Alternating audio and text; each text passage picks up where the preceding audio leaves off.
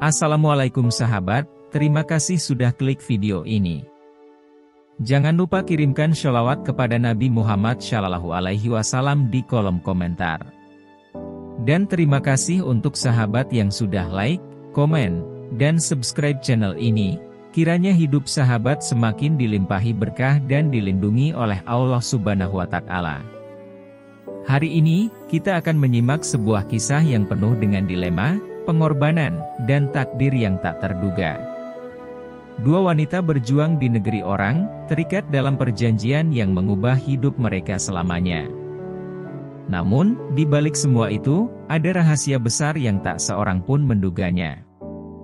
Akankah mereka menemukan kebahagiaan, atau justru terjebak dalam takdir yang mereka pilih sendiri? Simak kisah selengkapnya hingga akhir, dan jangan lupa tuliskan pendapat sahabat di kolom komentar. Lastri dan Kinan saling berpandangan dalam diam. Napas mereka tersengal, tangan saling menggenggam erat di bawah meja makan megah yang dipenuhi cahaya lampu kristal.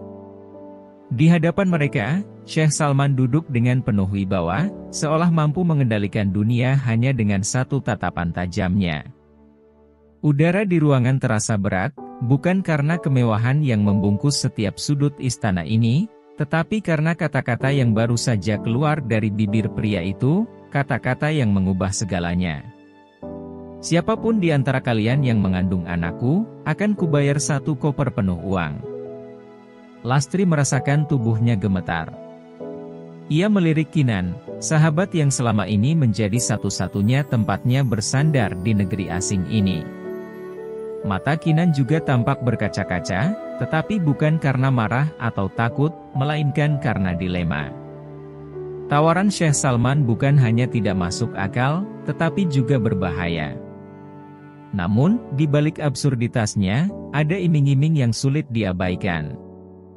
Sejumlah uang yang cukup untuk membebaskan keluarga mereka dari jerat kemiskinan, cukup untuk membeli rumah besar di kampung, cukup untuk menghapus masa lalu penuh derita.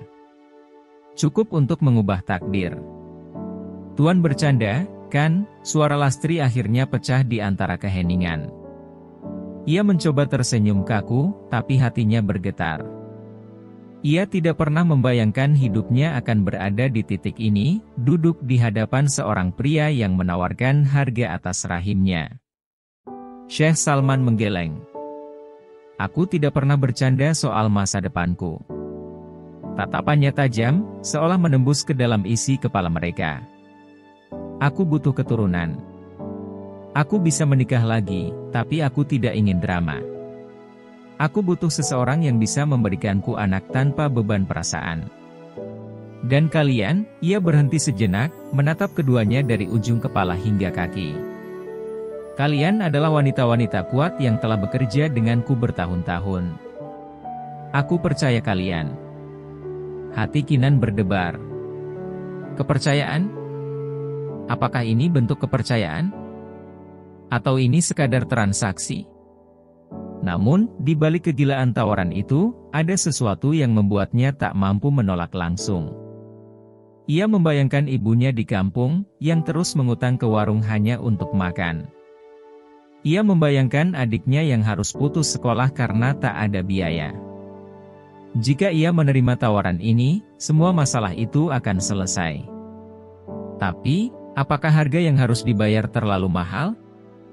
Lastri menarik napas dalam, mencoba meredakan gejolak yang berkecamuk dalam dirinya. Ia melihat Kinan, dan di matanya, ia menemukan refleksi dari pergulatan batinnya sendiri. Haruskah mereka melakukan ini? Haruskah mereka mengorbankan tubuh mereka demi uang? Tangan Syekh Salman terangkat, dan tiba-tiba seorang pelayan datang membawa sebuah koper. Ia membukanya perlahan, memperlihatkan isi yang membuat jantung mereka hampir berhenti. Uang. Tumpukan uang dalam jumlah yang tidak pernah mereka lihat seumur hidup. Cahaya lampu kristal memantul di permukaan lembaran-lembaran itu, seolah menggoda mereka dengan janji kehidupan baru yang lebih baik. Kalian tidak harus memutuskan sekarang, kata Syekh Salman tenang. Tapi satu hal yang pasti, kesempatan seperti ini tidak datang 2 kali. Ia menutup koper itu, menciptakan suara klik kecil yang terdengar seperti penutup takdir. Lastri dan Kinan saling berpandangan untuk terakhir kalinya, dan di saat itu, mereka tahu, hidup mereka tidak akan pernah sama lagi. Malam itu, Lastri dan Kinan duduk di kamar mereka, di atas kasur sempit yang telah menjadi saksi bisu perjuangan mereka selama bertahun-tahun. Koper berisi uang itu kini tergeletak di sudut ruangan, menciptakan jarak tak kasat mata di antara mereka. Tak ada yang berani menyentuhnya, seolah-olah jika mereka membuka kembali koper itu, mereka akan benar-benar menyerahkan diri pada takdir yang menakutkan. Las, Kinan memecah keheningan. Suaranya bergetar, lebih lembut dari biasanya. Ia menatap sahabatnya dengan tatapan yang sulit diartikan. Apa yang harus kita lakukan? Lastri tidak langsung menjawab. Matanya menatap langit-langit, mencari jawaban yang mungkin tersembunyi di antara retakan kecil di sudut kamar. Ia tahu jawabannya, tapi ia takut mengatakannya dengan lantang. Aku tidak tahu, Kin, ucapnya akhirnya. Aku ingin menolak, tapi aku juga tidak bisa berhenti memikirkan ibu dan adik-adikku di rumah. Kinan mengangguk, menggigit bibirnya dalam-dalam. Ia juga merasakan hal yang sama. Seumur hidup, mereka selalu bekerja mati-matian, berlari dari satu kesulitan ke kesulitan lain. Namun kini, dengan satu keputusan, mereka bisa mengubah segalanya. Tapi harga yang harus dibayar terlalu mahal. Apa kita akan tetap sama setelah ini? Tanya Kinan tiba-tiba, suaranya lirih namun menusuk hati. Apa kita akan tetap menjadi Lastri dan Kinan yang dulu? Atau kita hanya akan menjadi dua wanita yang menjual tubuhnya demi uang?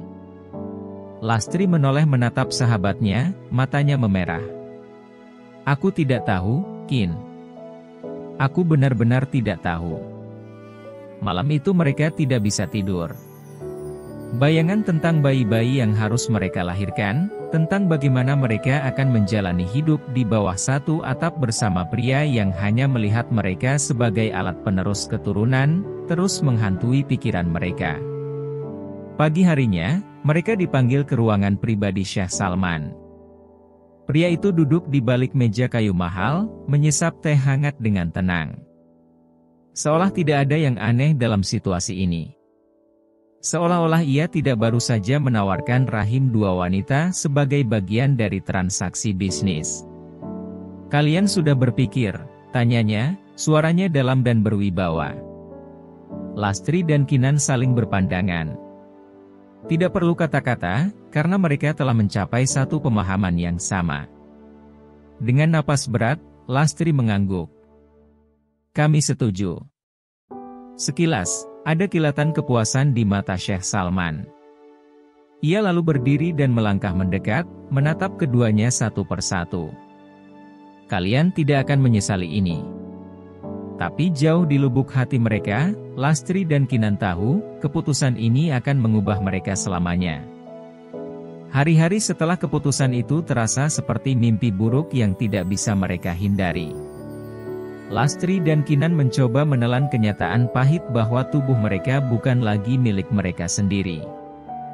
Mereka telah menyerahkannya kepada Syekh Salman, pria yang kini memiliki kuasa atas hidup mereka lebih dari sekadar seorang majikan. Malam pertama setelah keputusan mereka, Syekh Salman meminta mereka makan malam bersamanya di ruang pribadi. Meja penuh dengan hidangan mahal yang selama ini hanya bisa mereka sajikan untuk orang lain. Namun, tidak ada satupun makanan yang terasa lezat di lidah Lastri maupun Kinan. Di hadapan mereka, Syekh Salman menikmati makanannya dengan tenang, seolah semua ini adalah hal yang biasa. Kalian harus menjaga kesehatan. Mulai besok, makanan kalian akan lebih bergizi, dan aku akan menyewa dokter pribadi untuk memastikan kalian dalam kondisi terbaik, katanya tanpa ekspresi. Lastri menelan ludah. Sejak kapan seseorang begitu santai membahas tentang kehamilan seolah mereka hanyalah hewan ternak? Kinan tidak sanggup menjawab, tangannya gemetar di bawah meja. Hari-hari berlalu dalam keheningan yang menyiksa. Lastri dan Kinan menjalani pemeriksaan medis, memastikan tubuh mereka siap untuk mengandung anak-anak Syekh Salman. Setiap prosedur dilakukan dengan teliti, memastikan rahim mereka subur dan siap menerima kehidupan baru di dalamnya.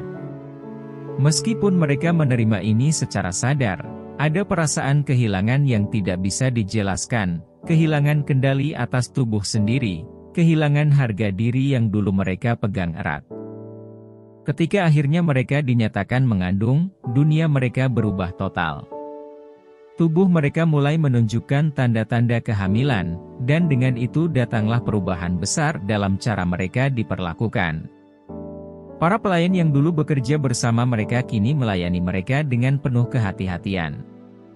Mereka tidak lagi diperbolehkan bekerja terlalu berat, tidak boleh keluar tanpa izin, dan bahkan makanan mereka dikontrol dengan ketat.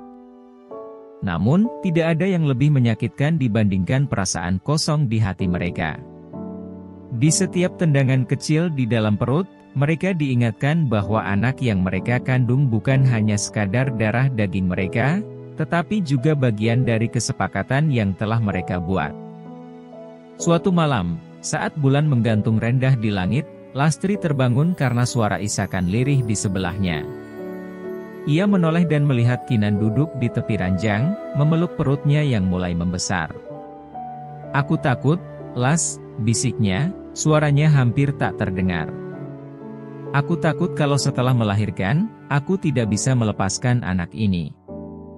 Lastri merasakan air mata panas mengalir di pipinya sendiri. Ia meraih tangan Kinan dan menggenggamnya erat. "Aku juga takut, Kin. Tapi kita sudah memilih jalan ini. Kita harus bertahan." Mereka terdiam dalam kesunyian yang menyakitkan. Namun, dalam genggaman tangan mereka satu sama lain, mereka menemukan secercah kekuatan untuk terus melangkah. Saat kehamilan mereka memasuki bulan ke-7, Syekh Salman mulai lebih sering mengunjungi mereka. Bukan untuk berbincang, bukan untuk menanyakan bagaimana perasaan mereka, tetapi untuk memastikan bahwa anak-anak yang mereka kandung sehat. Setiap kali ia datang, ia hanya bertanya tentang kondisi bayi, tidak pernah tentang kondisi hati atau pikiran mereka. Hingga suatu malam, sesuatu yang tidak terduga terjadi. Syekh Salman duduk di ruangannya, menatap keluar jendela dengan pandangan yang sulit diartikan.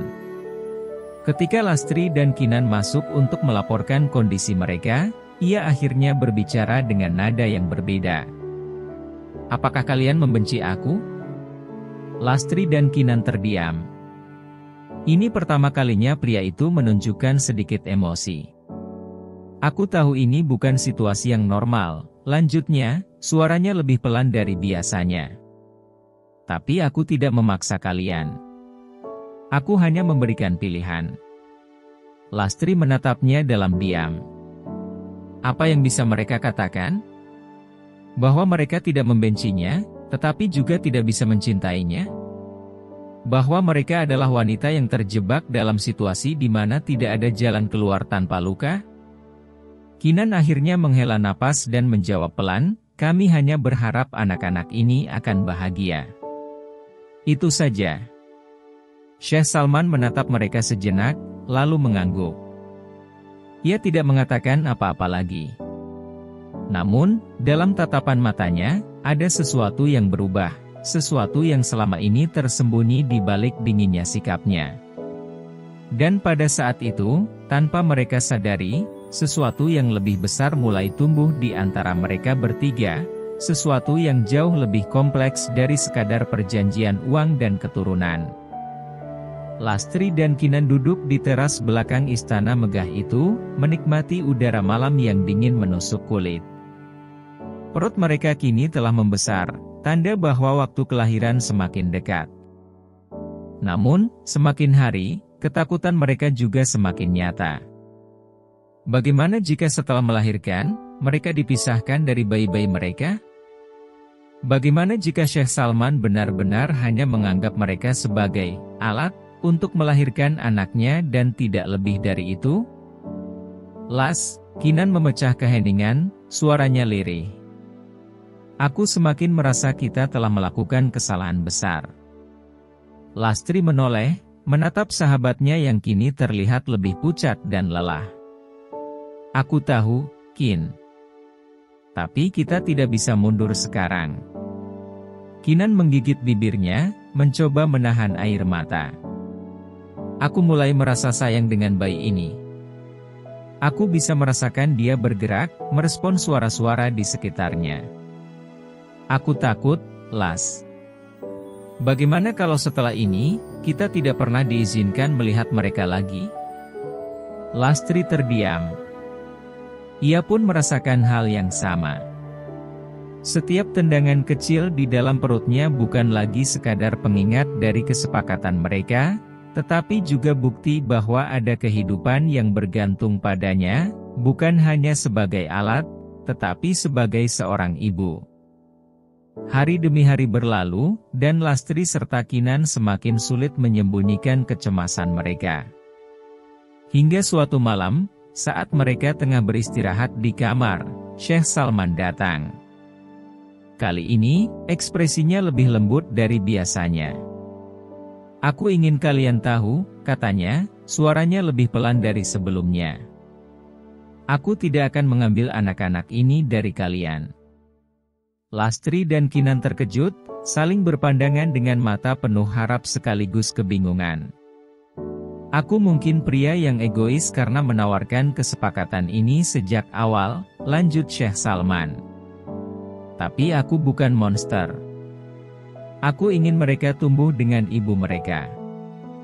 Aku ingin kita membesarkan mereka bersama. Air mata yang selama ini tertahan akhirnya jatuh dari mata Kinan. Lastri merasakan dadanya sesak, bukan karena kesedihan, tetapi karena kelegaan yang belum pernah ia rasakan sebelumnya. Mungkin, untuk pertama kalinya sejak semua ini dimulai, mereka melihat Syekh Salman bukan sebagai majikan, tetapi sebagai seseorang yang mungkin bisa mereka percayai. Namun, di balik kehangatan sesaat itu, sebuah pertanyaan masih tersisa di benak mereka, apakah mereka benar-benar bisa menjadi keluarga, atau ini hanya ilusi yang akan hancur setelah anak-anak mereka lahir. Saat malam itu tiba, istana Syekh Salman dipenuhi ketegangan. Lastri dan Kinan mengalami kontraksi hampir bersamaan, seolah takdir memang telah menuliskan bahwa mereka akan menjalani semua ini bersama, dari awal hingga akhir. Jeritan mereka menggema di koridor luas rumah megah itu, sementara para dokter dan perawat yang telah dipanggil sebelumnya dengan sigap membantu mereka. Syekh Salman berdiri di depan pintu kamar, wajahnya yang biasanya tenang kini penuh dengan kegelisahan. Ini pertama kalinya ia merasakan ketakutan yang nyata, bukan karena kekhawatiran tentang garis keturunannya, tetapi karena ia tidak ingin kehilangan mereka. Dua wanita yang telah mengubah hatinya dengan cara yang tak pernah ia duga. Lastri melahirkan lebih dulu. Tangisan bayi laki-laki memenuhi ruangan, membuat air mata mengalir di pipinya tanpa bisa ia kendalikan. Namun, ia bahkan belum sempat mengatur napasnya ketika mendengar suara Kinan yang kembali menjerit kesakitan. Persalinan Kinan jauh lebih sulit. Keringat membasahi tubuhnya, wajahnya pucat pasi, dan napasnya tersengal-sengal. "Kin, bertahanlah!" Lastri menangis, mencoba menjangkau tangan sahabatnya yang tergeletak lemah di tempat tidur sebelahnya. Kinan menoleh dengan mata berkaca-kaca. "Las, jika sesuatu terjadi padaku, jaga anakku." Suaranya nyaris tak terdengar. Syekh Salman melangkah masuk, menggenggam tangan Kinan dengan erat. Untuk pertama kalinya, nada suaranya penuh dengan ketakutan yang nyata. "Jangan bicara seperti itu. Kau akan baik-baik saja." Waktu seakan berjalan lambat. Sampai akhirnya, tangisan bayi kedua terdengar, memenuhi ruangan dengan suara kehidupan baru yang telah lahir ke dunia. Kinan jatuh pingsan kelelahan, tetapi ia selamat. Syekh Salman menghembuskan napas lega, lalu menatap dua bayi yang kini ada dalam pelukan ibu mereka. Mereka bukan lagi sekadar keturunannya, tetapi bagian dari keluarga yang telah ia temukan di tempat yang tidak pernah ia bayangkan. Beberapa bulan berlalu, dan di dalam istana itu, sebuah keluarga baru mulai terbentuk. Lastri dan Kinan, yang dulu hanya melihat tempat ini sebagai sangkar emas, kini menemukan arti rumah di dalamnya. Mereka membesarkan anak-anak mereka bersama, saling membantu, saling mencintai, bukan hanya sebagai sahabat, tetapi sebagai bagian dari sebuah ikatan yang lebih dalam. Suatu malam, saat mereka bertiga duduk di taman istana, mengayun pelan kursi bayi yang berisi dua anak mereka, Syekh Salman akhirnya berbicara. Aku tidak pernah berpikir bahwa hidupku akan berakhir seperti ini. Tapi aku tidak menyesal. Lastri dan Kinan saling berpandangan, tersenyum kecil. Mereka pun tak pernah membayangkan akan menemukan kebahagiaan di tempat yang tak terduga, dengan cara yang tak mereka rencanakan. Mungkin, cinta bukanlah sesuatu yang selalu datang dengan cara yang benar.